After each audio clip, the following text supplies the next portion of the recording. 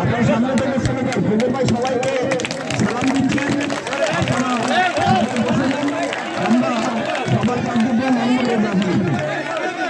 আমি স্টেজের দুই পাশে আমাদের যে নেতাকর্মীরা আছেন আমি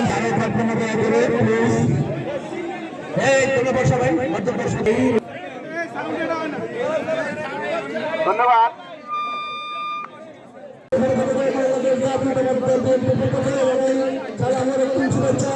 তার কারণে নেতৃত্বে বিএনপি পাকিস্তান পন্থী বিশ্বাস করে না, ভারতপন্থী বিশ্বাস করে না। আমরা বাংলাদেশ পন্থী, আমরা বাংলাদেশ পন্থী। আজকে এই 12ই ফেব্রুয়ারি নির্বাচনে ঐক্যবদ্ধ হতে হবে। পাকিস্তানপন্থী আর ভারতপন্থী যারা আছে ওদেরকে প্রত্যাখ্যান করতে হবে। জনগণের মাধ্যমে বাংলাদেশ স্বাধীন করতে হবে, বাংলাদেশকে আত্মনির্ভর স্বাধীন জাতি হিসাবে থাকতে হবে। আর জিয়া বেগম খালেদা যদি আন্দোলন না থাকতো রাজনীতিতে, তারেক রহমান না থাকলে বললাম তো আজকে বাংলাদেশ একটা আশ্রিত রাষ্ট্র হতো। পার্শ্ববর্তী রাষ্ট্রের কিন্তু আস্তে আস্তে স্বাধীন যে কথা বলি আমরা, স্বাধীনতা থাকতো না আমাদের। কেন ভারত এত উৎসাহী, কেন পাকিস্তান এত উৎসাহী? তাদের স্বার্থে, আমাদের স্বার্থ না, বাংলাদেশের স্বার্থ না। বাংলাদেশের স্বার্থে একবারে বিএনপি দেখে, অন্য কেউ দেখে না। আইনজীবী হিসাবে বেগম খালেদার সঙ্গে আমার দেখা করার সুযোগ দিয়েছিল 4-5 দিন পরে, তারা পারমিশন দিয়েছিল। আমি যাওয়ার পরেই এর মধ্যে পত্রপত্রিকা আসা আরম্ভ করলো যে বেগম খালেদা চলে যাবেন দেশের বাইরে, আবার বাংলাদেশ হয়ে যাচ্ছে। আমি গেলাম, যাওয়ার পরে আমার পারমিশন দিল, গেলাম। পত্রপত্রিকা আসছিল বেগম খালেদা বলতে বিদেশ দেশের বাইরে চলে যাবে। আমি যাওয়ার পরেই সাব জেলে তো ম্যাডাম ছিল, ম্যাডামের পাশে আমি বসলাম, সোফাতে বসলাম। এর মধ্যে একটা গোয়েন্দা সংস্থার লোক ঢুকছিল, উনি খুব বকা দিলেন। আমি আমার লয়ারের সঙ্গে কথা বলতে, বাইরে যান আপনি, বাইর করে কথা বললো। আমার বললো যে খোকন, শেখ হাসিনা তো প্যারেলে আলোচনা করে চলে গেছে ব্রিগেডিয়ার বাড়ি, ব্রিগেডিয়ার আমিনের সাথে। তারা কতদিনের সহ্য করবে, 1 বছর জেলে আছি, আমি তো 1 বছর জেলে আছি। তো আমাকে গতকাল রাতে ব্রিগেডিয়ার আমিন আর ব্রিগেডিয়ার বাড়ি আসছিল, একই প্রস্তাব দিয়েছে আর চিকিৎসার জন্য দেশের বাড়ি চলে যাওয়া। এখন কারোর সঙ্গে আলাপ করতে পারছি না, কী করণীয়, কী সিদ্ধান্ত নেব। তুমি আজকে ভালো তোমার সাথে শেয়ার করি। অনেক আলোচনা করার পর বেগম খালেদা আমরা বললো, আমি বললাম সাংবাদিকরা তো বসে আছে, কিন্তু সাংবাদিকরা যে সবাই পত্রপত্রিকা আসছে, আপনি চলে যাবেন দেশের বাইরে, তাহলে -2 হয়ে যাবে। তারপর আমি বেরিয়ে আসলাম, বেগম খালেদার সঙ্গে আমার সঙ্গে আলাপ করলেন। বেরিয়ে আসার পরে সাংবাদিকরা জিজ্ঞাসা করলে, খোকন ভাই ম্যাডাম কখন যাবে? তার নিশ্চিত বেগম খালেদা চলে যাবে, 1 বছর জেলে। আমি উত্তর দিলাম যে বেগম খালেদা জানিয়েছিলেন উনি অসুস্থ, উনি সেদাসের চিকিৎসা করবেন। উনি আরও আপনার মাধ্যমে দেশবাসী জানিতে বলছে জনগণ 3বার প্রধানমন্ত্রী করে তাকে, জনগণ তাকে 3বার প্রধানমন্ত্রী করেছে। জনগণকে ছেড়ে উনি কোনো দেশে যাবেন না। আমরা সেই আলোকে এখানে আলোচনা করব, এইটাই আমাদের উদ্দেশ্য। আমরা আসলে আগে বিগত দিনে আমরা যারা নির্বাচন করেছি, তখন আমরা আওয়ামী লীগের সাথে, আমাদের প্রতিপক্ষ ছিল আওয়ামী লীগ, ওদের সাথে আমরা নির্বাচন করেছি। তারাও ধরো মাঠ পর্যায়ে তেমন একটা গণসংযোগে যাইতেন না। আর আজকে আমরা যাদের সাথে নির্বাচন করতে হবে, তারা কিন্তু ফজরের নামাজ পড়েই শুরু করে দেয়। তো আমরা যদি তাইজুদের নামাজ পড়ে শুরু না করি, তাহলে এদের লোকে কোনো রকম ফুল পাওয়া যাবে না। এই বলে আমি আপনাদেরকে অনুরোধ করবো, আমরা সবাই এইভাবে প্রোগ্রাম করে আমরা ঘরে ঘরে যাইয়া ধানের শীষের পক্ষে কথা বলতে হবে, এবং ঘরে ঘরে যাইয়া আমরা ওয়াদা করাইতে হবে তাদের মতো, যে আগামী 12 ফেব্রুয়ারি যেন ধানের শীষে ভোট দিয়ে আমাদের প্রার্থীকে জয়যুক্ত করে। এই বলে আমি আমার সংক্ষিপ্ত বক্তব্য সালাম। আসসালামু আলাইকুম। তারেক রহমানের মার্কা আছে, আমাদের মায়ের মার্কা আছে? ওই কোন মার্কা? সবাই বলো।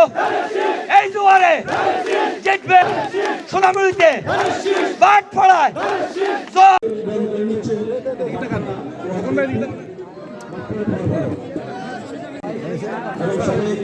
সভাপতি বিএনপি আজকে সভা অনুষ্ঠান কেন ওনাকে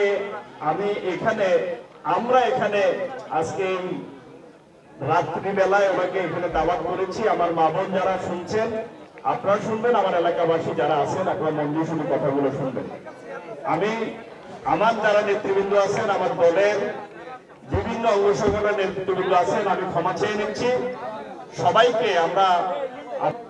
আমার নেতা এবং আজকের প্রার্থী যিনি আছেন বারবার বলছেন ওনার উপর যেন কোন রকম আইনগত বিধিনিষেধ আছে কেউ যেন, কারণ উনি একজন সুনামধন্য ব্যারিস্টার, সুপ্রিম কোর্টের একজন সুনামধন্য আইনজীবী, ওনাকে যেন ওনার উপরে যেন কোন রকম আঙ্গুল তুলতে না পারে, এই জন্যই উনি বারবার দাঁড়িয়ে আপনাদেরকে অনুরোধ করছেন যেন ওনার যেন কোনো প্রবলেম না হয়। আমি যে কথাটা বলতে চাচ্ছি, আজকে আমাদের যে নির্বাচন 12 তারিখ আপনারা জানেন, এই নির্বাচনে আমরা আমাদের প্রার্থী বারবার এই আসন থেকে উনি নির্বাচন করেছেন এবং জয়ী হয়েছেন। এই প্রার্থীকে আমি আজকের এই গভীর রাতে আপনাদের কাছে, আমার এলাকাবাসীর কাছে প্রশ্ন রাখতে চাই, আপনারা কি আগামী 12 তারিখ নির্বাচনে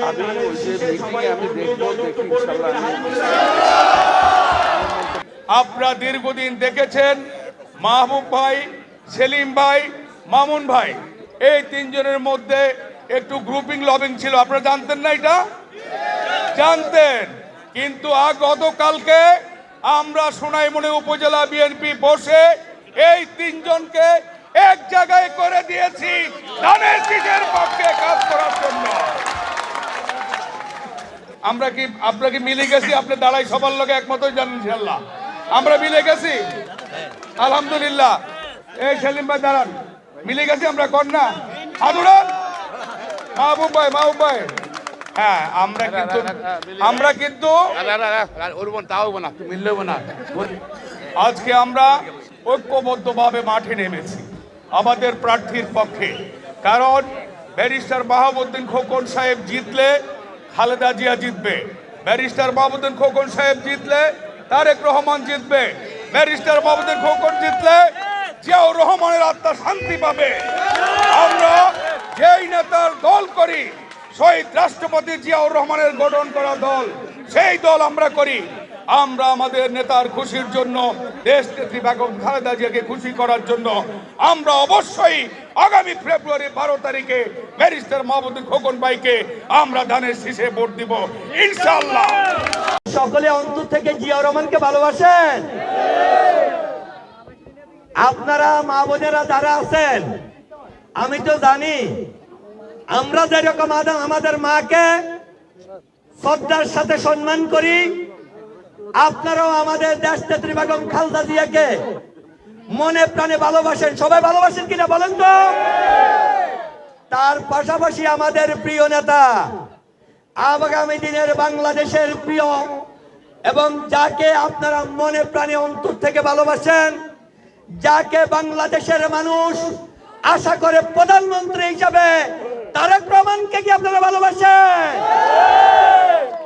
এবং আগামী 25 তারিখ ইনশাআল্লাহ যেমনি ভাবে ঈদে মানুষ আনন্দ ভোগ করে, 2 ঈদ, একটা হলো কোরবানির ঈদ, একটা হইলো রমজানের ঈদ, এই 2 ঈদে আমরা আনন্দিত হই, ঠিক না?